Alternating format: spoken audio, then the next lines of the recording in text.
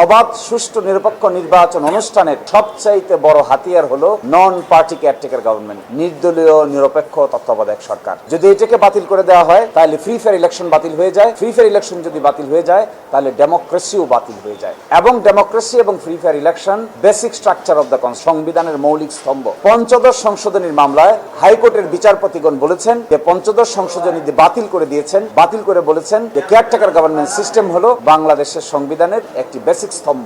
এই জন্য এটিকে বাদ করা সংবিধান সম্মত হয়নি। এই আলোচনা আজকে হয়েছে, আগামীকালকে বিস্তারিত বাকি আলোচনা। আমি বলেছি যে এই মামলার রায়ে 7 জন বিচারপতি ছিলেন। 4 জন বাতিলের পক্ষে বলেছেন, 3 জন রাখার পক্ষে বলেছেন। যে 4 জন বাতিলের পক্ষে বলেছেন তারা 4 জনেই একের পর এক প্রধান বিচারপতি হয়েছেন। কিন্তু যারা বাতিলের বিপক্ষে বলেছেন, অর্থাৎ কেয়ারটেকার গভর্নমেন্ট রাখার পক্ষে বলেছেন, তাদের একজন হওয়ার কথা নয়, বাকি 2 জন আর কেউ বাংলাদেশের প্রধান বিচারপতি হতে পারেননি, যদিও তাদের প্রধান বিচারপতি হওয়ার সকল যোগ্যতা ছিল।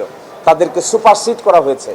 এর মধ্যে একজন মাননীয় বিচারপতিকে 43 দিন অ্যাক্টিং প্রধান বিচারপতির 83 দিন অ্যাক্টিং প্রধান বিচারপতি রাখার পরে তাকে আর কনফার্ম করা হয়নি। আরেকজন মাননীয় বিচারপতি যাকে সুপারসিড করে জুনিয়র আরেকজনকে প্রধান বিচারপতি বানানো হয়েছিল, ওই দিন থেকে তিনি আর আদালতেই আসেন। পরবর্তীতে তিনি নির্ধারিত সময়ের পরে এসেছেন এবং তিনি বিদেশে অবস্থান করেছেন। এরা কারা?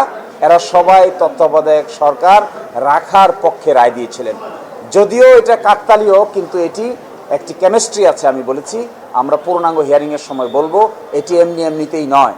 কেয়ারটেকার সরকার বাতিল করেছেন যারা, তারা পরবর্তীতে পুরস্কৃত হয়েছেন। যারা রাখার পক্ষে ছিলেন তারা তিরস্কৃত হয়েছেন পেশাগতভাবে।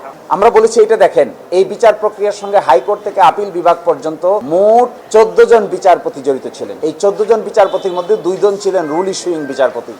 তাদের 2 জন এখানে বিচার্য বিষয় না, তাহলে থাকেন 12 জন। 12 জনের ভিতরে 8 জন রায় দিয়েছেন তত্ত্বাবধায়ক সরকার ব্যবস্থা সাংবিধানিক, আর আপিল বিভাগের 4 জন সর্বশেষ এসে বলেছেন যে তত্ত্বাবধায়ক সরকার ব্যবস্থা অসাংবিধানিক। এই কেমিস্ট্রিটা আমরা দেখিয়েছি। যদি সুপ্রিম কোর্টের বিচারক হিসাব করা হয়, হাইকোর্ট এবং সুপ্রিম কোর্টে মিলে, তাহলে 8 জনই ছিলেন রাখার পক্ষে, আর 4 জন শুধু আপিল বিভাগের বিচারপতিরা, তারা ছিলেন না রাখার পক্ষে। এই জন্য এটি গভীরভাবে দেখার বিষয় আছে।